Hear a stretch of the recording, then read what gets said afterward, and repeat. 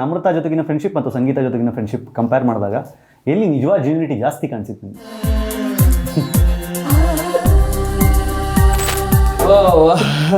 ತುಂಬ heavy question ಅದು. ಸುಮಾರಷ್ಟು ಮಾತಾಡೋದಿದೆ, ಅವ್ರ ಜೊತೆ ಒಂದಷ್ಟು ಟೈಮ್ ಸ್ಪೆಂಡ್ ಮಾಡೋದಿದೆ.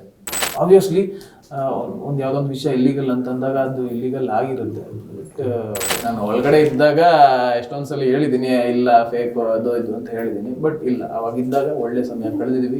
ಎರಡೂ ಜೆನ್ಯೂನ್ ಆಗೇ ಇತ್ತು. ಕಷ್ಟಪಟ್ಟು ತಗೊಂಡಿರೋ ಚಿನ್ನನ ಕಡಿಮೆ ಬೆಲೆಗೆ ಮಾರೋಕ್ಕಾಗತ್ತಾ? ಒಳ್ಳೆ ಬೆಲೆ ಸಿಗೋ ಕಡೆ ಮಾರಬೇಕು.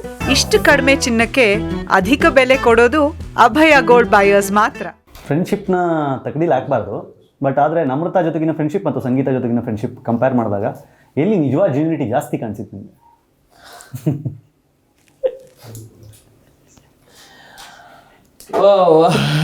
ತುಂಬಾ ಹೆವಿ ಕ್ವಶನ್ ಅದು. ನೀವು ತಕಡೀಲಿ ಹಾಕ್ಬಿಟ್ಟಿದ್ದೀರಾ, ಹಾಕ್ಬಾರ್ದು ಅಂದ್ಬಿಟ್ಟು ಹಾಕ್ಬಿಟ್ಟಿದ್ದೀರಾ. ನಾನು ಅದ್ರ ಬಗ್ಗೆ ಮುಗಿಸ್ಬೋದು, ಇದೊಳ್ಳೆ ಕಥೆ ಆಯ್ತಲ್ಲ. ಬ್ಯಾಲೆನ್ಸ್ ಮಾಡ್ಬೋದು. ಅದೇ ಯಾಕೆ ಒಂದ್ ಕಡೆ ಭಾರನೇ ಇರಬೇಕು, ಒಂದ್ ಕಡೆ ಇರಬಾರ್ದು ಅಂತ ಏನಿಲ್ಲ. ಎರಡೂ ಆಕ್ಚುಲಿ ಜನನಾಗೆ ಇತ್ತು. ಆಯಾ ಸಮಯಕ್ಕೆ ಜೆನ್ಯೂನ್ ಆಗಿ ನನ್ಗೇನ್ ಜೆನ್ಯೂನ್ ಆಗಿ ಅವ್ರ ಬಗ್ಗೆ ಫೀಲಿಂಗ್ಸ್ ಇತ್ತು ಅದನ್ನ ಎಕ್ಸ್ಪ್ರೆಸ್ ಮಾಡ್ತಿದ್ದೆ. ಅವ್ರ ಜೊತೆ ಮಾತಾಡ್ತಿದ್ದೆ, ಅವ್ರ ಜೊತೆ ಬಾಂಡ್ ಶೇರ್ ಮಾಡ್ತಿದ್ದೆ, ಫೀಲಿಂಗ್ಸ್ ಶೇರ್ ಮಾಡ್ತಿದ್ದೆ. ಇವ್ರ ಜೊತೆನೂ ಅಷ್ಟೇ. ಇವ್ರ ಜೊತೆ ಕಂಟಿನ್ಯೂ ಆಗಿದೆ, ಅಲ್ಲಿ ಕಂಟಿನ್ಯೂ ಆಗಿಲ್ಲ. ಎರಡು ಕಡೆನೂ ಹಾಗೆ. ನಾನು ಒಳಗಡೆ ಇದ್ದಾಗ ಎಷ್ಟೊಂದ್ಸಲ ಹೇಳಿದ್ದೀನಿ, ಇಲ್ಲ ಫೇಕ್ ಅದು ಇದು ಅಂತ ಹೇಳಿದ್ದೀನಿ. ಬಟ್ ಇಲ್ಲ, ಅವಾಗಿದ್ದಾಗ ಒಳ್ಳೆ ಸಮಯ ಕಳೆದಿದ್ದೀವಿ. ಎರಡೂ ಜೆನ್ಯೂನ್ ಆಗೇ ಇತ್ತು. ಹೊರಗಡೆ ಬಂದ್ಮೇಲೆ ಅಮ್ಮನ ಕೇಳಿದ್ರ, ಅಮ್ಮ ಅದು ಚೆನ್ನಾಗಿತ್ತ ಇದು ಚೆನ್ನಾಗಿತ್ತ ಅಂತ? ಇಲ್ಲ, ನಾನು ಅಮ್ಮನ ಜೊತೆ ಆಕ್ಚುಲಿ ಮಾತೇ ಆಡಕ್ಕಾಗಿಲ್ಲ. ನಿನ್ನೆ ರಾತ್ರಿ ಬಂದಿದ್ದೆ, ಬೆಳಗಿನ ಜಾವ 4-4:15 ಆಯ್ತು. ಬಂದು ಮಲಗಿದೆ. ಅವ್ರ ಪಾಪ ತುಂಬಾ ಸುಸ್ತಾಗಿದ್ರು, ಅವ್ರಿಗೂ ನಿದ್ದೆ ಇರ್ಲಿಲ್ಲ.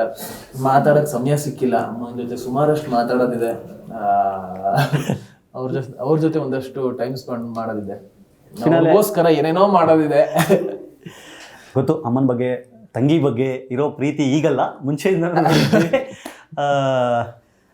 ವರ್ತೂರ್ ವಿಷಯ ಸುದೀಪ್ ಸರ್ ಹೇಳಿದಾಗ ಏನು ಅನಿಸ್ತು ಫಸ್ಟ್ ಅಂದರೆ, ಒಂದು ವಾರ ಹೊರಗಡೆ ಹೋಗಿದ್ದಾಗ ಎಲ್ಲರೂ ಅಂದ್ಕೊಂಡಿದ್ದು ಏನೋ ಮೆಡಿಕಲ್ ರೀಸನ್ಸ್ ಇರ್ಬೋದು, ಏನೋ ಪರ್ಸನಲ್ ರೀಸನ್ಸ್ ಇರ್ಬೋದು, ಎಲ್ಲರ ತಲೆಯಲ್ಲಿ ಏನೋ ಇತ್ತು. ಇಲ್ಲ, ವರ್ತೂರು ಹೊರಗಡೆ ಹೋಗಿ ಒಂದು ವಾರ ಜೈಲಲ್ಲಿದ್ದು ಒಳಗಡೆ ಬಂದರು. ನನಗೆ ಆ್ಯಕ್ಚುಲಿ ತುಂಬ ಶಾಕ್ ಆಯಿತು.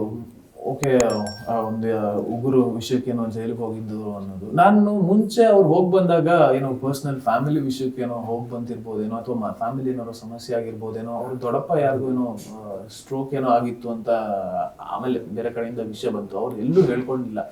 That's really great. ಅವರು ಆ ವಿಷಯ ಅಷ್ಟು ನೋವಿದ್ರು ಅದನ್ನೆಲ್ಲ ತಿಂದು, ಅಂದರೆ ಆ ನೋವನ್ನ ಎಲ್ಲೂ ಹೊರಗಡೆ ಹಾಕದೆ ಕೊನೆವರೆಗೂ ಬಂದು ಅದನ್ನೆಲ್ಲೂ ಹೇಳಿರಲಿಲ್ಲ. ಅದನ್ನ ನಮಗೆ ಕೇಳಿದಾಗ ಆ ಮನುಷ್ಯನ ಬಗ್ಗೆ ಹ್ಯೂಜ್ ರೆಸ್ಪೆಕ್ಟ್. ಯಾಕಂತಂದ್ರೆ ಅಷ್ಟು ನೋವು ತಡೆದು ಬಂದಿದ್ದಾರೆ. It's not a small thing.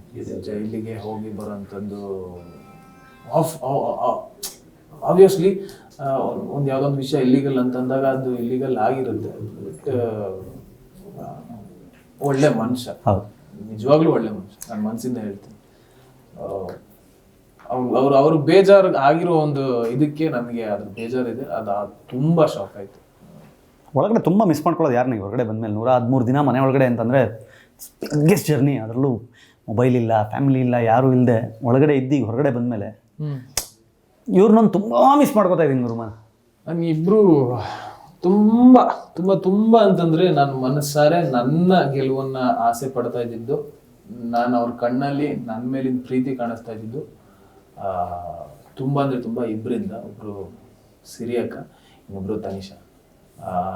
ಸಿರಿಯಕ್ಕ ಆವಾಗಲೇ ಹೇಳಿದ್ರು, ನಂಗೆ ತುಂಬ ಸ್ಟ್ರಾಂಗಾಗಿ ಅನ್ನಿಸ್ತಾ ಇದೆ, ನೀನೇ ಗೆಲ್ತೀಯ ಅಂತ ಅನ್ನಿಸ್ತಾ ಇದೆ ಅಂತ ಅಂದರು. ಅವ್ರು ಆವಾಗಲೇ ಹೇಳಿದರು.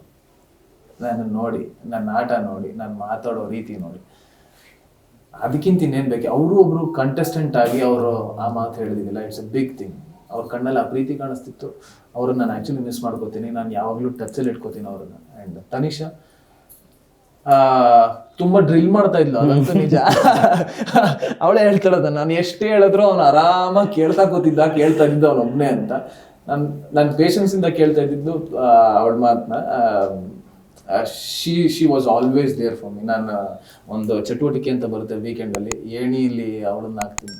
ಶಿ ವಾಸ್ ದೇರ್, ಯಾವಾಗಲೂ ಇದ್ದು.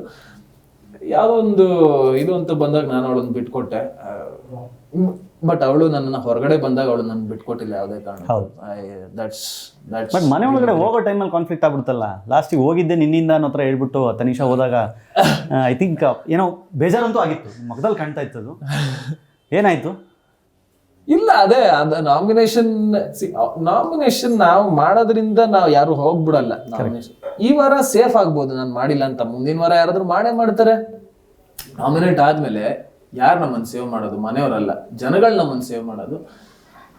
ಸೊ ನಾನು ಮಾಡುವಾಗ್ಲೂ ಅವತ್ತು ಅನ್ಸಿದ್ದೇನಂತಂದ್ರೆ ಆಟ ಸ್ವಲ್ಪ ಸ್ಲೋ ಆಗಿತ್ತು ಅಂತ ಅನ್ನಿಸ್ತು, ಅದರ ತಕ್ಕಂಗೆ ಮಾಡಿದೆ.